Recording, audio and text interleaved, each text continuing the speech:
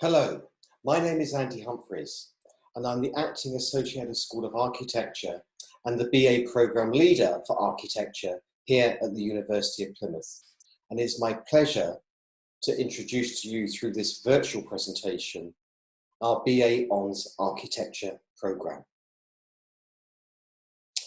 We are ranked amongst the top 10 young universities for art design and architecture by the Times Higher Education World University Rankings. And we are also in the top 5 green universities worldwide in the category of sustainable universities. And that's important because you're part of an institution that is being recognised through academic bodies. We have over 40 years of history and have produced some of the top architects in the country. There is an annual prize in the profession called the Sterling Prize, which for architects is the equivalent to winning the Oscars, should you be an actor or a filmmaker. And we're really privileged to have alumni who have won this prize fairly frequently. Alongside that history, we've had continuous professional validation since the school opened over 40 years ago. And we now have global recognition in what we are doing, and I'll explain that as we go through this presentation. Why are these things important for us? Well, our programme produces alumni that are recognised for what they do by the profession itself, the industry. And where we rank ourselves right now is recognised by academic bodies that actually quantify the quality of education that you might be wanting to embark upon. Our visions and values are based upon a series of approaches which allow you to sort of understand that because we have studio space, a space where you can work every day of the week that is yours, we can enter into a dialogue and invitation with you rather than instruction. Because you have that space every day, we are there with you through contact sessions, but we'll always pass by and say hello and ask questions or answer questions for you simultaneously. The programme is industry framed to give you the skill sets to be meaningful and equipped to go into industry after you graduate. We work on live projects, and those projects are locally, regionally, nationally, and internationally, which allow you to work with communities outside. And so you start to understand that architecture is not just a construct made up within the design studio. It impacts and affects everybody. And working on those live projects allows us to have that broader spectrum upon things.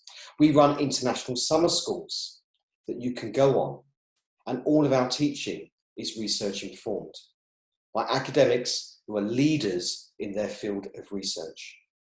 Our teaching and learning is based upon student-to-student learning.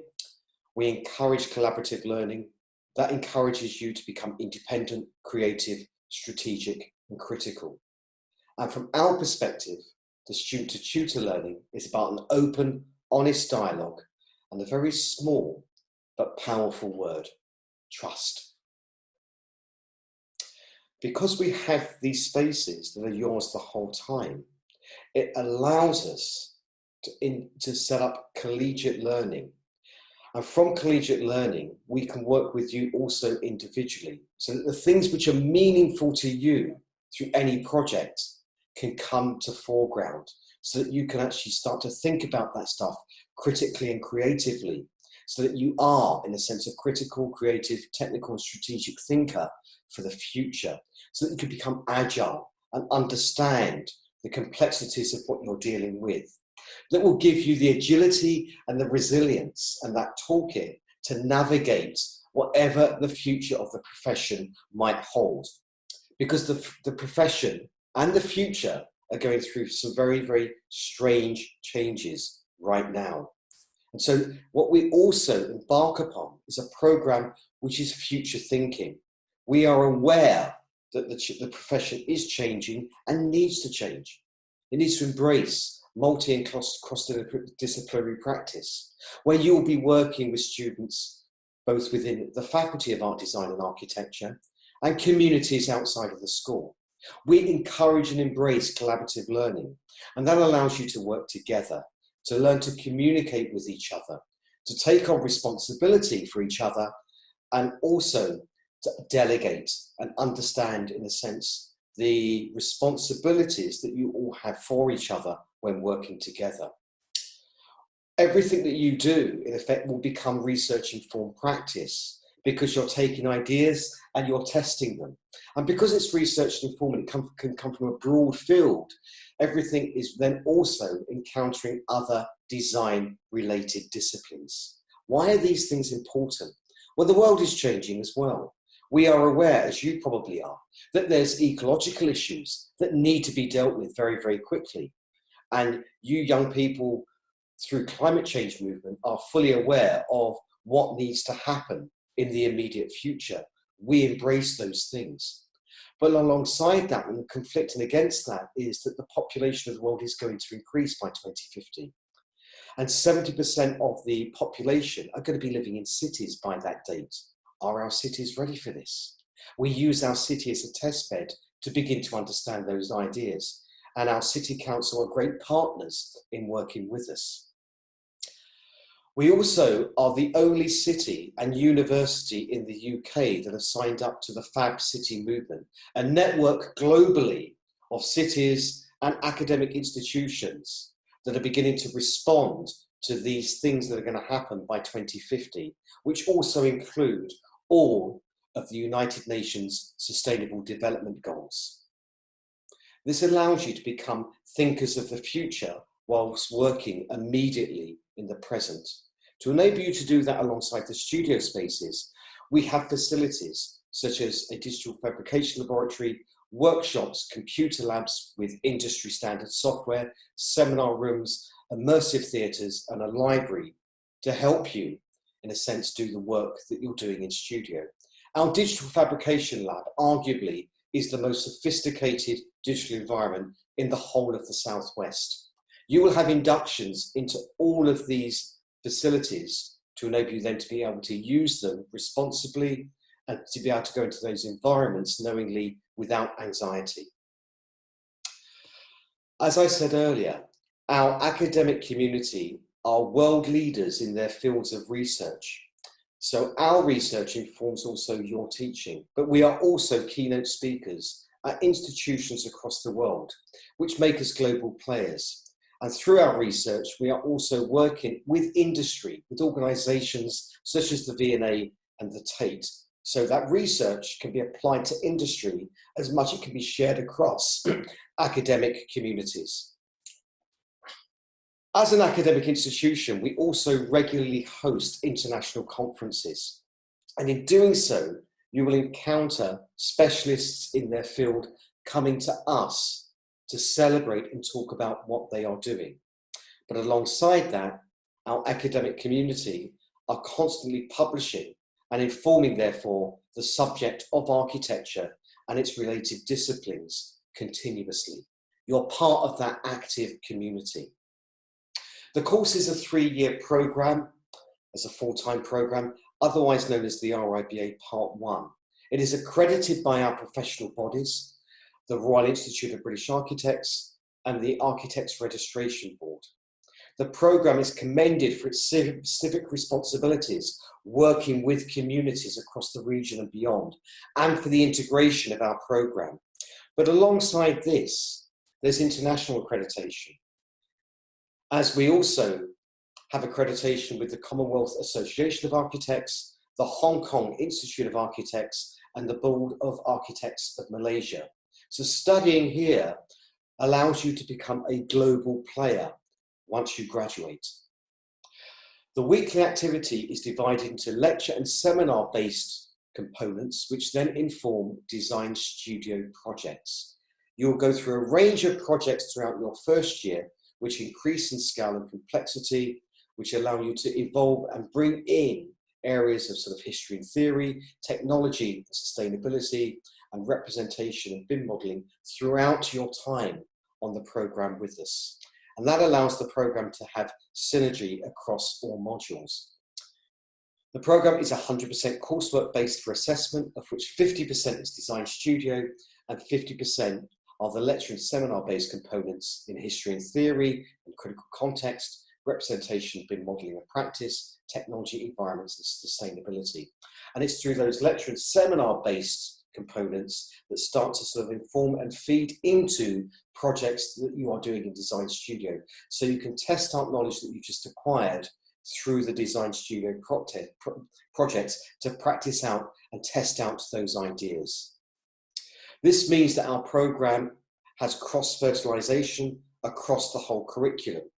And you will always be working with leading academics who have world recognition, alongside industry professionals who you will work with across all modules every week throughout the academic year. And so you're being taught by sort of an academic community and an industry and professional community continuously throughout your time here on the BA program. Why is this all important? Well, first of all, you have a space that you can work at that is yours every day of the week. It allows you to come into a place of work and do your work, leave that work safely, and then go and do other things, getting into a life-work balance. And if we're going to understand the built environment as a place in which we actually act upon, we have to go out there and understand it and enjoy it, rather than just sitting in front of a computer screen the whole time. We have the resources with our fabrication suites and immersive theatres to enable you to test out ideas to inform your project. And you are working with a research active academic community. Alongside that, you have a programme that has professional accreditation, both within the UK and globally in the world beyond. It allows you to graduate here as a global player. As I said earlier, we work on live projects the whole time. And what those things then allow you to do is work with an industry standard template, which is called the plan of work. And therefore, through a series of projects, encounter all of these various regions of the design process that you would then encounter in practice once you graduate. So you start to become familiar with certain terminologies and certain things through your time as a student that gives you the confidence to equip you to go to the world outside thereafter. Our first year students, within their first 6 weeks, built a series of projects which participated in the world famous Illuminate Festival in Plymouth. Our second and third year students started off with a live project with the university estates team to furnish the terrace to the cafe in the School of Architecture. A competition was run, there's a winning scheme, and that scheme is going to be built. And so we're doing things which also inform our own campus. Second year students started a project on housing in the city and were invited to join a community housing design symposium where they met with loads of organisations within the city related to housing. And they were complimented not only upon how they engaged and listened to those communities, but then ran and led design charrette workshops in the afternoon. And that gives students the confidence to engage with people outside, to understand their dreams, their desires, their concerns simultaneously. And so you start to operate in a meaningful environment. Second years are also just completing a competition for a pavilion at Fingalwoods for the National Trust and the Woodland Trust. And the winning scheme will be built next year, early next year, by those students. Third year students have been working with Plymouth City Council and the Future Parks Accelerator Scheme, valuing our green spaces. And we're putting on an exhibition in the city in a reclaimed disused shop that was then viewed by members of the City Council to enable projects to then be built over the course of the next 18 months, 2 years in our city itself. We work with our city, but we also go abroad, and there are study trips every year, both locally to understand the region and then internationally to understand sort of other cultures, other ways of understanding and valuing systems, but also primarily to look at fantastic buildings. And here's a short film on the study trips from this last year.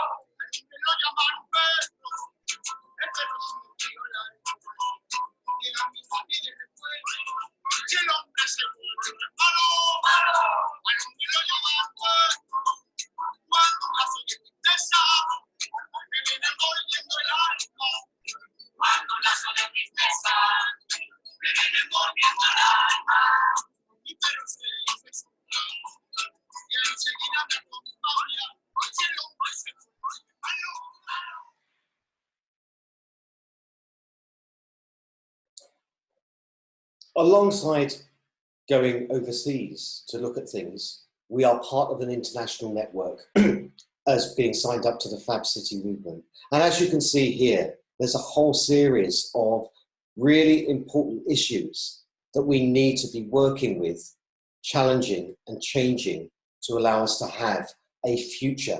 And Plymouth, as said earlier, has become the first UK city to sign up to this network. And it's a fantastic pleasure that the work that we are doing in studio is actually responding to this manifesto criteria. And so you're doing projects which are arguably thinking to the future and dealing with them right now to allow you to have the skill set and tools to answer those questions confidently as they arise in the future. Why is all of this important? The idea of live projects allows us to encounter other things and other agencies as we go forwards. The study trip is something which allows us to engage with communities globally and understand those cultures and understand those architectures. So you start to get a feeling of what it's like to maybe go work and practice abroad. Being part of the Fab City manifesto allows us to be an international player in terms of key criteria that we need to respond to very urgently to ensure that we all have a future.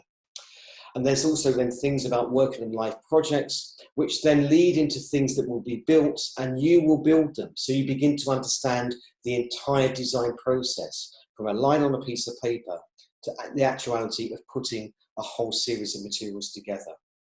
In that international environment, we offer an exchange program with a whole host of institutions, which we encourage you to participate within. So again, you can become a global player. And that allows collaborations both for you as a student, but us academically, to keep a global network happy, active, and alive. We have distinguished visiting sort of practitioners and scholars coming to us regularly to share their ideas with you. That leads to a dynamic, inclusive community of events that normally happen in the early evenings, which then lead to sort of, should we say, social events happening thereafter. So we become a destination of the subject of architecture within the Southwest, both through practitioners and theorists. But then also alongside that, we have an amazing society, Parks, the Plymouth Architecture Society, arguably the most active in the university. They organise a series of evening lectures where they get people who they would like to hear speak come along, and they are amazingly attended events. They also run a whole series of social events, and you will be made welcome from day one that you come here, because in induction week, the Parks guys set up a whole host of activities for you to welcome you into our school. And because we have such an active society, everybody is part of that community. And at the end of the academic year, they organise a summer ball where we can all go and celebrate everything that we've achieved over that last year. And it is a spectacular event to be part of. And as I said, they are probably the most active society in the university. And as basically sort of outside observers have said, they are a credit to our school. And our students are absolutely amazing. And you will be part of that amazing community. We have an amazing graduation careers hub that can help you and signpost you to the destinations that you want to go to. But we also have an amazing network of practices who now come to us. And they could be local, they could be regional, they could be national, they could be international. And most practitioners are saying that the portfolio that comes out of Plymouth, because it works across a range of scales from urbanism to individual projects, working with communities from interest groups to makers, such as for the Woodland Trust, It has a depth within it that no other Part 1 portfolio now provides. And we're really proud of the rigour in which the portfolios that our students leave here with have. After all, it is their DNA. And so we also have set up an RIBA mentoring scheme where you as students can spend a semester meeting up with and talking to practitioners within the region to get an idea of what it might be like to be in practice, to get sort of tease knowledge out of them, and for them to also ask how you're getting on with things. It sets up an amazing broader community of academia and the profession as a whole. Why are these things important? Well, first of all, we are working in a city that's going through change. And it's an amazing city. It's a coastal city. It's Britain's ocean city. And interestingly, Plymouth is going to be the first national marine park in the world. And we are working on projects around that right now. So this is a city which could become our laboratory and is going through flux and change the whole time. A fantastic time to be here. We have visiting distinguished people coming to want to talk to you about what they've been up to, which sets up for amazing evening events. And we have a fantastic student society that do loads of things for you as social events, but also as evening lecture series. And they will make you welcome as part of our community from day one. Through our mentoring scheme and our careers team, we'll be able to guide you to the destinations that you want to go to upon graduation. How to apply? Our entry requirements, our code is K100 and P60 for the institution. And we are asking for a range of tariff points between 104 and 136. But we really value your portfolio. And if we really enjoy your portfolio, we'd be happy to provide you with an unconditional offer should you elect us to be your first choice. Portfolio guidance can be found on the link below here, and that's on our website. But now I'm going to just show you a film, which is me talking to some of our students about how they put their portfolios together. And that's coming in a moment. There's just something about material that you might want to deal with, and you can include a whole range of, should we say, sort of media, whether it be drawings, whether it be 3D or digital, whether it be graphic, whether it be sketchbooks, whether it be writing. We don't prioritize any subject matter over any other subject matter. We want a diverse community of students that want to come and be part of our community. And now, forgive me, onto the film, I think. Hi there, my name is Andy Humphreys and I'm the Acting Associate Head of School of Architecture here at the University of Plymouth. I'm also the BA Architecture Programme Lead. Today, we're going to offer you advice on how you might put your portfolio together, and alongside this, you'll also be hearing from our students as to how they approach this task. So, Yasser, what was it that you valued about your portfolio? So, in my portfolio, I had a lot of my art, drawings, models, a bit of sculptures that I made, but I also had other things that weren't specifically art. So, Sam, Ellie, can you talk a bit about the application process? I came to Plymouth for one of the applicant days, and initially I was really nervous because I thought it would be very critical of my portfolio since I didn't do A-level art.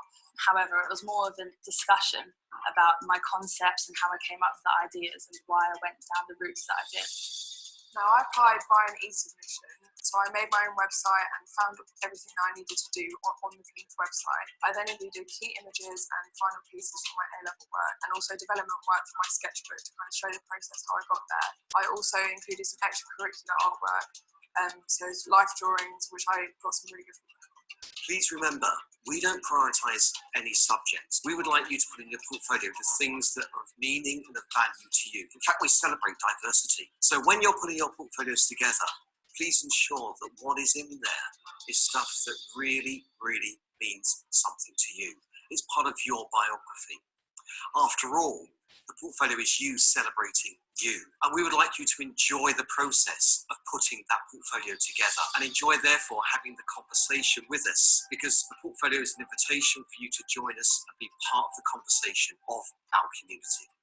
Becca, Lucas, you put together different portfolios that we really enjoyed. Would you like to talk about those a bit? Yeah, well, I've always been really interested in fashion, and I did a textiles A-level. So my portfolio was really based on textiles and how architecture had influenced my fashion collection. That was mainly what my portfolio was about. And Lucas, would you like to talk about your portfolio? Again, we really enjoyed the approach that you took. I focused quite a lot on photography in my portfolio. That was something I was really interested in school life, and some of the skills I incorporated with my photography, such as using CAD files to laser cut them, were really useful once I came to start studying here at university. Ryan, your journey coming here was very different. Do you want to talk about that a bit? So I took part in a local architecture competition run by the ROVA, and that has kind of informed my confidence of where I am now. And especially recently, I've judged the competition that runs for the participants who take part now. So it's been a really kind of full circle. Before I studied architecture, I did art A-level, but I also had an interest in politics and socio-economics. And I think that actually was a key driver when I was building up collages towards my portfolio. And I actually think today that collaging technique and that method I went through still influences my buildings and the structures that I create. Here we are in the digital fabrication laboratory, and as you can see, there's a whole series of kit available to you as students, should you wish to study here, ranging from laser cutters to high-end 3D printers to CNC milling machines. Our 3D printers allow you to make basic quick models, which are just solid volumes, through to very sophisticated 2 to 3 part models, whereby there are scaffold elements that can be dissolved into actually start to be in one 3D print kinetic mechanical objects. Our CNC machines range from simple flatbed milling machines through to more sophisticated multi-tool millers to make more sophisticated models of objects, through to industry standard 2.4 by 1.2 flatbed machine. Our flatbed laser cutters will produce very simple templates to rather sophisticated templates to enable students to make very, very quick sketch architectural models to test ideas. Hopefully you found this session useful, but if you do need any more advice, please go to our website on the BA Architecture program here at the University of Plymouth, where you'll find guidance notes and examples of how you might approach putting your portfolio together. Thank you.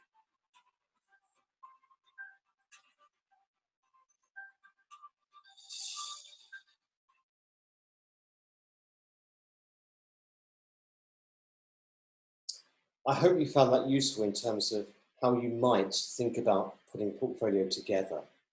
And as said within that film, the most important thing is to enjoy putting that together. And through that film, you also saw some of our other facilities and a day in the life of the studio, which, as you could see, was a hub of activity and conversation going on. To all new students who wish to join us, we offer free access to all of our workshop spaces after induction. You can have access to the Student Participation Art Scheme, which is worth about £150 a year, where you can go to get entry into exhibitions, films, theatre, etc., etc. You have access to all our computer ports that have industry standard software on them. And we make a contribution to the end of year portfolio printing and a contribution towards study trips. If you have any further questions around this, please contact our admissions tutor, Nicolina Bobic, on the following email address here. There will be a series of question and answer sessions that are going to be set up at times which are convenient for you to be able to participate in, which will be myself, other colleagues from my team, including Nicolina, and students. Thank you very much.